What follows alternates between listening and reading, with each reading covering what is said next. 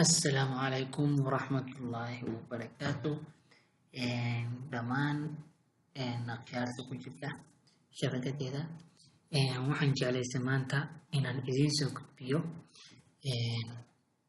bahalka kan waxa weeye static way dynamic baan rabaa inaan ka dhigno insha allah php dan ku xireynaa iyo mysql insha allah haddii aan tagno setupkiisa weli waxa weeye static weeye micnii wax shaqeynaya ama wax haddii wax la gelgeliya xataa ma shaqeynayaan waa just designing way waa just css html javascript waxaan ku xireynaa formka waxaan ka dhigaynaa validation inuusan qofku asagoo saa u maran uusan negative uusan dhihi karin oo lagu qabsanayo inuu fildi gareeyo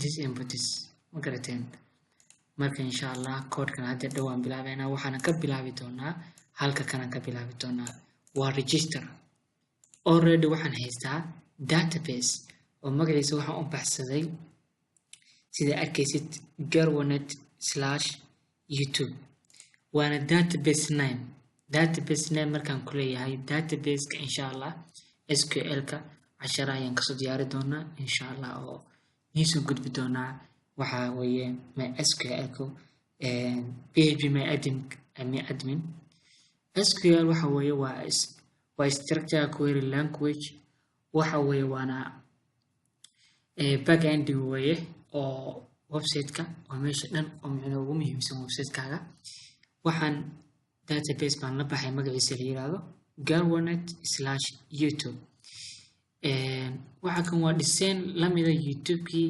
laakiin functionality-giisa rabaa inaan ka shaqeysino sida youtube oo kale inuu u shaqeeyo oo video aad soo gasho kadib inaad user gaar ah leedahay oo channelada inaad subscribe siiso kadib inaad like siinaysid wax walba insha allah waa sameynaynaa step by step aan ku dhameyn doonaa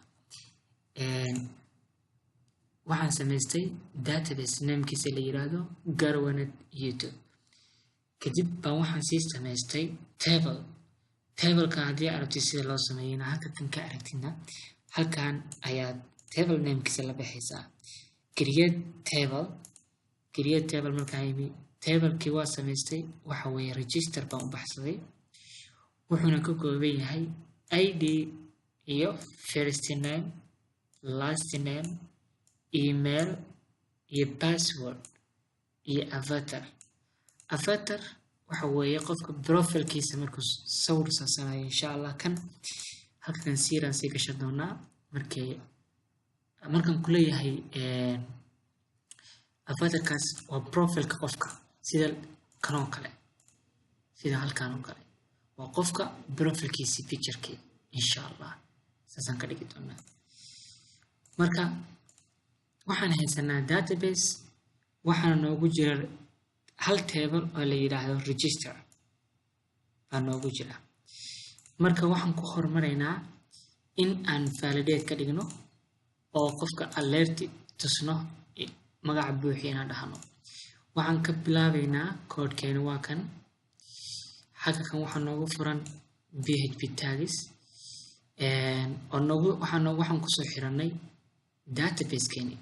database namekeena waxaa la dhahaa horta failka databaseka waxaa la dhahaa connection.php database markaa ku xiraysid php iyo databaseka markaas kusoo xiraysid pageka waxaa loo isticmaalaa queryga kan connection waa variable aan samaystay wuxuu ii la egyahay baan yidhi mysqli connect oo ah inaan ku xiriiriyo database-kii oo aan kan ku xiriiriyo baan rabaa mysqli oo ah baankan connect igu xiriiri baa yidhi marka local host anu waxaan isticmaalayaa server ah local host oo magaciisa la yiraahdo exam control panel ama panel si walba oo taqaanid apache-hayguna waa kacsan yahay mysql-keena way kacsan yahay marka local hostigii baan kusoo xiray rootka kan waxa weeye username-ka aan kusoo galo examka markaan examka soo dejinaysid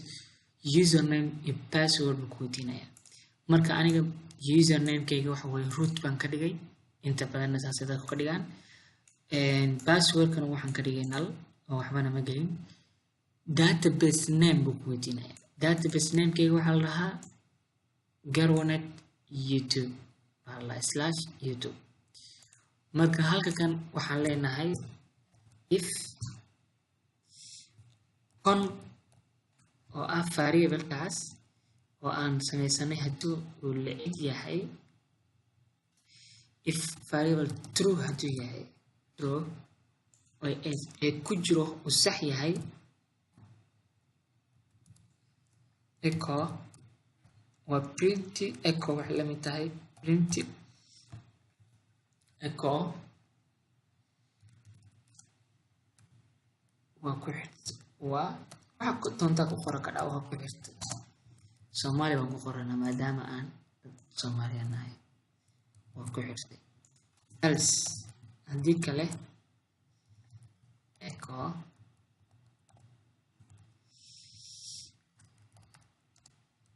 wali weeye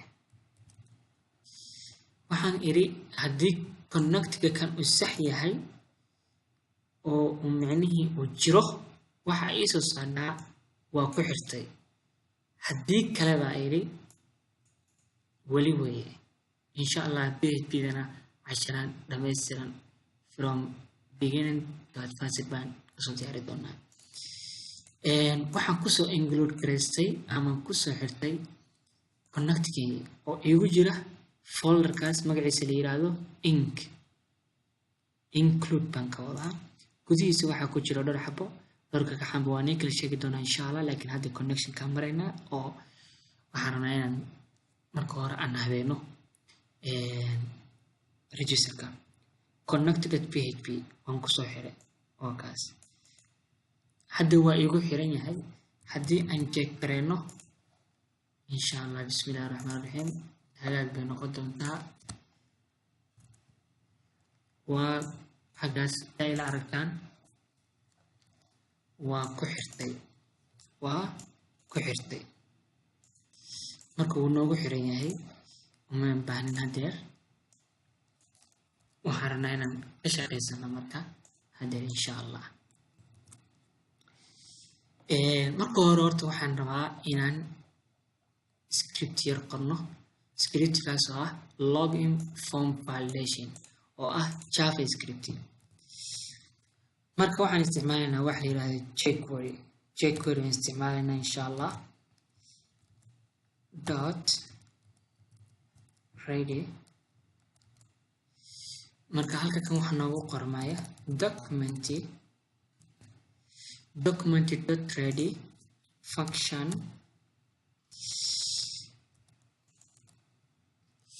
marka aan inta idin sheego document.ready waxa weeye website-ka markii lagu qoro oo URL-ka la geliyo bilowga macnaheedu markuu wax walba oo soo diyaariyo aan gudahayga website-ka soo galo waxaad i qabataa baa leeyahay wax la yiraahdo form oo formka kana marka formka fiirisid halkan wuxuu ay wada form data oo formkaas oo dhan baa rabaa inaan ka shaqeysiiyo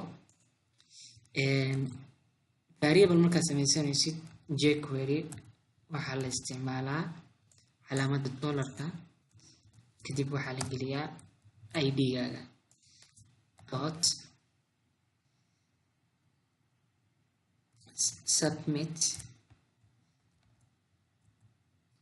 submit halkaas waxaan gelinaynaa functionkeena aan u baahannahay inuu noo shaqeeyo halka kana marka waxaan geliyaa conditionskii if variable la yiraahdo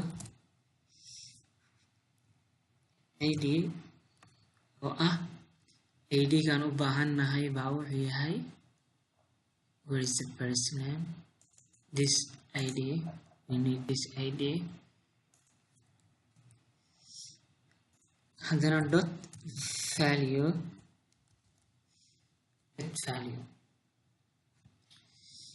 is equal baa leedahay hadduu uu la yahay null haddaysan macnihii waxbana ku jirin alert baa kudhe and your first name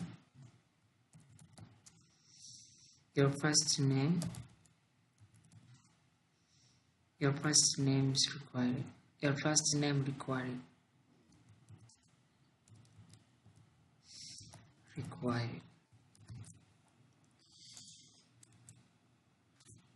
Okay, and then else if sidoo kale variable sameyso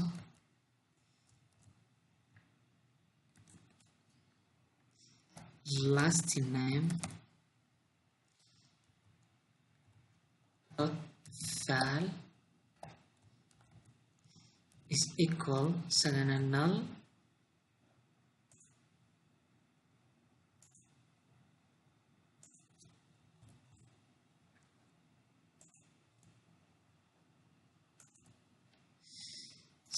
null is equal alert your last name. If you check there, so save karano, sorry. If you check and tap to, your first name is required. Hadi Angelio, okay. Hadi Angelio Muhammad and tap to, your last name is required. Okay. Marka saasaan ku socodsiinaynaa. Okay, LCF haddana waa u baahannahay. LCF email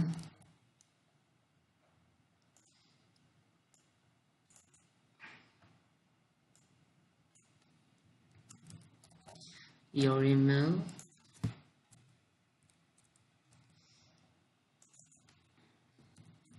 pass ka wado your password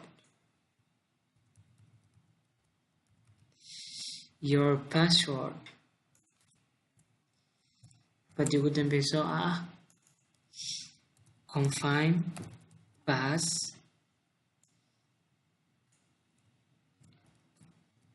your confirmed password is required. That's it. The Anthino form code, your first name is required. Okay, Muhammad. Your last name is required. Okay, Muhammad, Ahmed. Your email is required.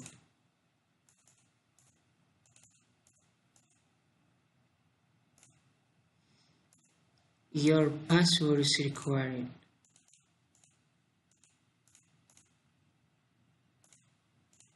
One, two, three. Your confirmed password is required. That's it. Markii aan wada gelino inshallah wuxuuna weydiinaya ma jiro. That's it.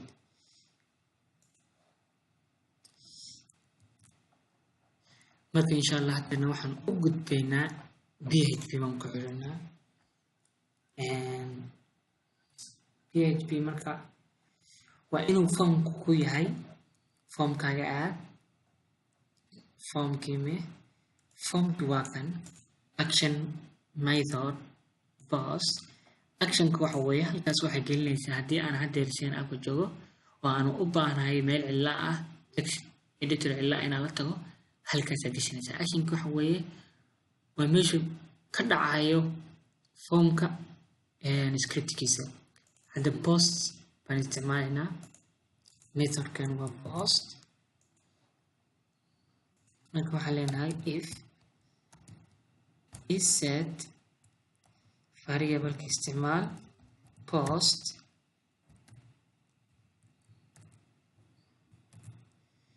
and formkeena maxaa la buttonkeena submit button click sign up. sign up. halkan waxyaabo badan baa marka nooga dhacaya. waxaa ka mid ah variable baan samaysanaysaa. variable-ka waxaa la yiraahdaa first name is equal wuxuu ila ekaanayaa post first name.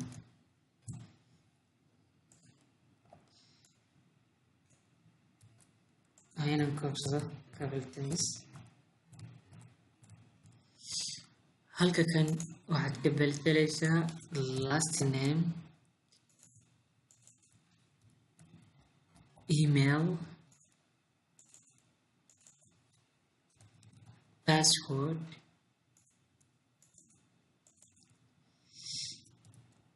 cpass. marka intaas weeye. marka halkan imo if marka waa inaan passwordka iyo confirm passwordka waa inaan isleekaysiino, sababtoo ah waxaan u baahannahay haddii passwordka kan uu qofka u geliyo passwordka hore 1 2 3 waa inuu confirm passwordka uusan gelin 1 2 3 4 uu usoo saaro labada tan password isku mid ma aha ama wax isku mid ma aha. marka waa inaan isleekaysino. sababtan isku leekaysi karana wax weeye just condition waa inaan gelino. conditionka waxaa soo qaadanaysaa variable-ka la yiraahdo pass is equal baa leedahay confirm password. just intaa weeye. kadib waxaad sameynaysaa error variable sameyso la yiraahdo error. errorka waxay ila ekaysiisaa kaas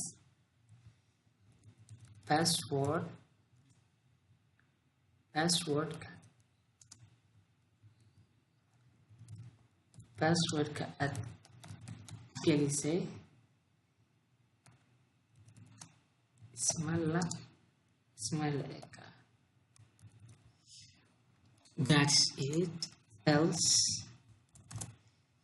halkan query-gan ku gelinaynaa. marka waxaan sameysanaynaa SQL SQL waa variable. marka kan waxaan la hadlaynaa database-ka. waa in markii intaas qofku uu geliyo waa in loo qabto formka. markii submit la dhaho waa inuu post-gan loo qabto oo uu noo galo database-ka inay nooga haya magacyadeeni wax walba aan gashanay la hayaa. SQL waa inaan connection-keena ku xusano query. marka waa inaad capital letter ka dhigtid insert into register. waa aniga idin sheegay register halkee ka timi. haddii aad isleedihiin waxay ka timi table-keena. akaas register. marka waa insert into table-kaaga. marka waxaa leedahay saatan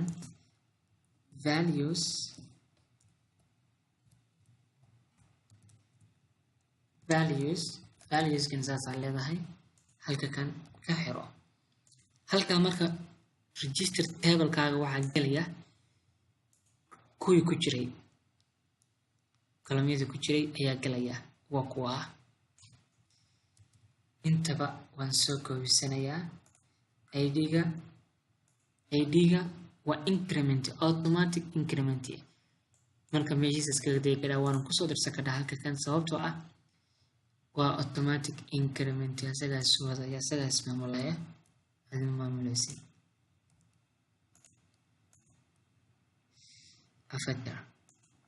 marka halka kan waxaa ii galaya waxyaabo dhowr waxaan u baahanahay oo ah inaan la ekeysiiyo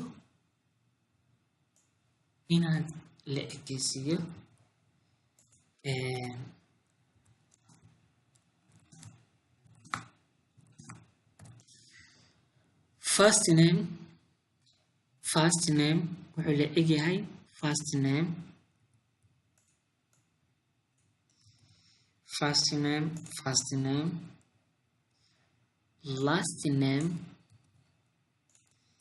last name email mid walba aad gelinaysid waa inaad la eg tahay ama ku siman tahay first name last name email password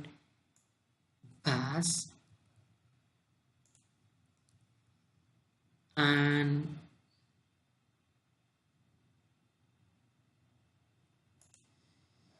waxaa ii geliyaa kan after siran si gelinaya sababtan zero gelinayana waxa weeye insha Allah hadda ma joogno markii aan image saasan lahayn ama image upload aan sameyn doono insha Allah naga select ku dareena marka inta marka hayno halkan header baa leedahay direct aan ku sameeynaa location login.php waxaan noo redirect garanayaa login.php insha Allah errorkaas message kan aan soo qaadanaynaa ilaan waxaan u baahanahay meel uu nooga soo baxo sama meel uu nooga soo baxo waxaan u baahanahay inuu nooga soo hoos baxo confirm password ilaa asagaa wuxuu yahay if from tagi php da if is set haddii aan geliyo variablekas aan waxaad ii sameysaa echo paragraph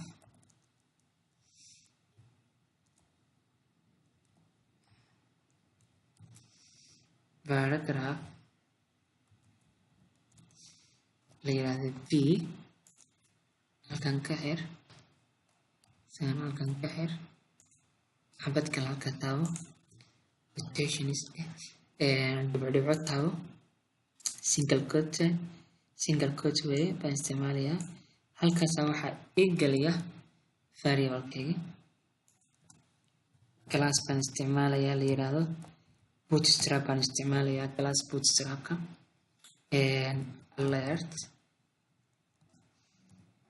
alert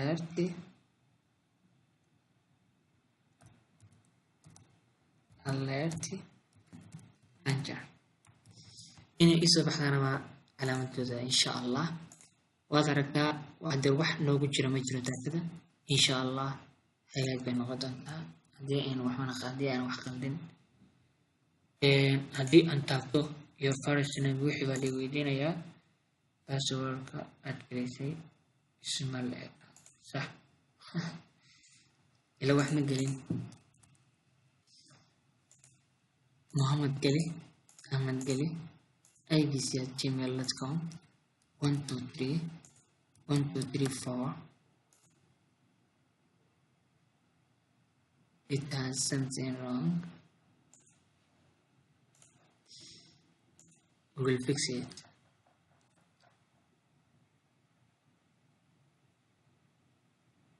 yeah it's not equal it's equal vanity it's not equal Muhammad एक minute Ahmad 1 2 3 1 2 password ka aad gelisay isma leega sax xogaa waa inaan kasoo durkino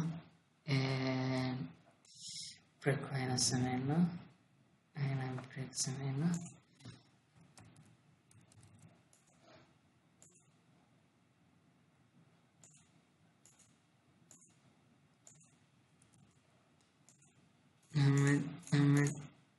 ABC 1 2 3 1 2 passwordkaad gelisay ismailaa ka sax Mohammed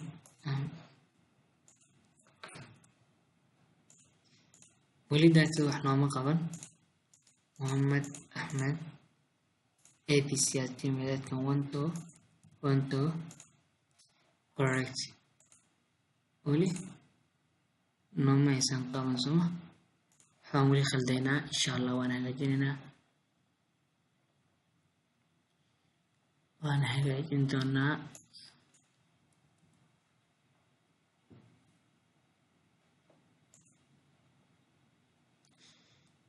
is it positive send out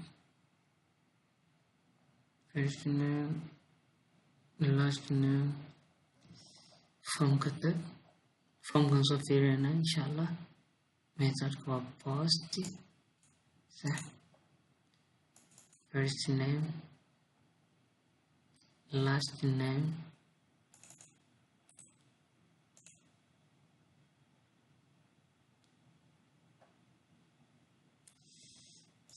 pass or name pass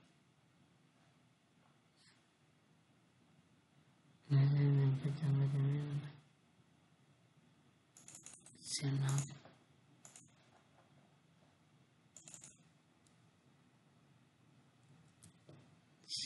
first name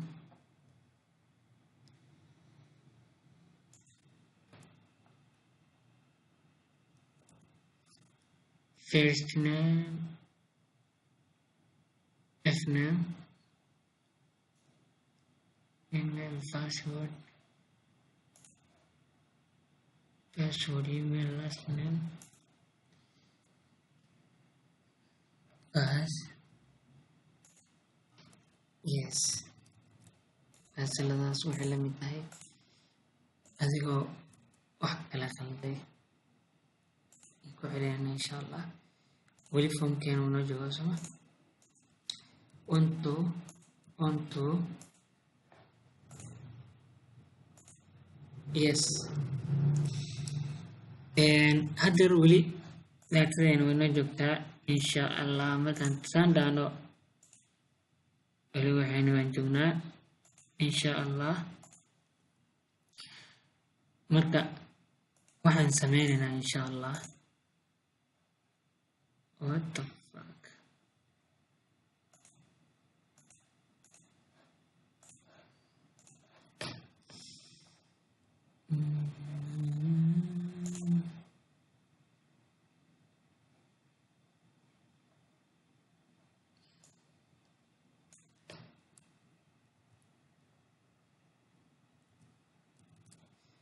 waxaan sameynaynaa insha Allah waad aragtaan waxa weeye passwordkan waxa weeye waa makshuuf waxaan rabnaa inaan secret ka dhigno oo hash ka dhigno oo micnihi wax number aan la akhri karin ka dhigno oo securitykeedana hagaajino marka passwordka waa kan baralka waa qaadaynaa halkan ku siitaa is equal md5 waa function php soo leedahay waxaan isticmaalaynaa pass sidoo kale cpass is equal md5 cpass syntax error baa noo yimi unexpected allowance lengthen cpass yes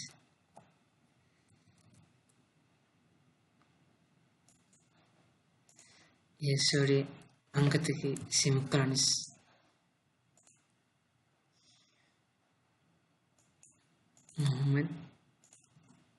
Mohammed Ali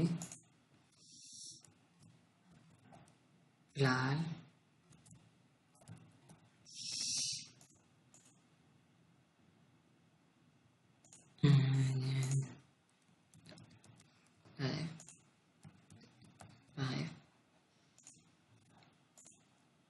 haddii aan fiirino wakaas marka hore makshuf ahayd oo waxaan arkaynay 1 2 marka kan maga gara ka dhig that's it ma gara ka dhig insha Allah waxaan ku dari doonaa login-ka next lecture baan ka dhigi doonaa insha Allah kusoo dhawaada page-kayga please comment like iyo share igu caawiya haddii aad ka faa'iidaysatayna asxaabtaada la wadaag insha Allah. Assalamu alaikum warahmatullahi wabarakatuh.